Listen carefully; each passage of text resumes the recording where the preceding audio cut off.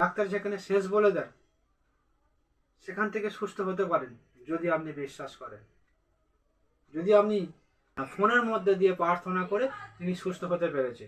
আজকে ডাক্তার বলবে অসম্ভব, কিন্তু ঈশ্বর বলবে সম্ভব যদি আপনি বিশ্বাস করেন। প্রার্থনা নিয়েছিল 3 দিন প্রার্থনা নেওয়ার পরে তিনি 1 সপ্তাহ নিজে প্রার্থনা করে সম্পূর্ণ 25 বছরের হাঁটুর ব্যথা যন্ত্রণা ডাক্তার যেটা বলেছিল আর হবে না কোনোদিন, সেখান থেকে তিনি সুস্থ হয়েছে।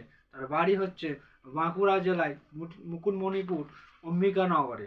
সেই দিদিভাইয়ের ভিডিওর তার নিজের মুখ থেকে আমরা তার সাক্ষ্যটা শুনি। জয় যিশু, হালেলুয়া। আমার 25 বছরের ব্যথা, অনেক ডাক্তার দেখাইছি, আমার ব্যথা ভালো হয় নাই। ডাক্তারে 2বার জল বের করেছিল। ডাক্তার বলেছে তোমার হাঁটুর ব্যথা কোনোদিন ভালো হবে না, হাঁটুর হাড়গুলা ক্ষয় হয়ে গেছে। মন্ডলিয়ে গেছিলাম, খুব জ্বলন করতো, সেই জ্বলনটা ভালো হয়েছে। দাদা ভাই প্রার্থনা করে দিতে আমি অনেক সুস্থ হয়েছি।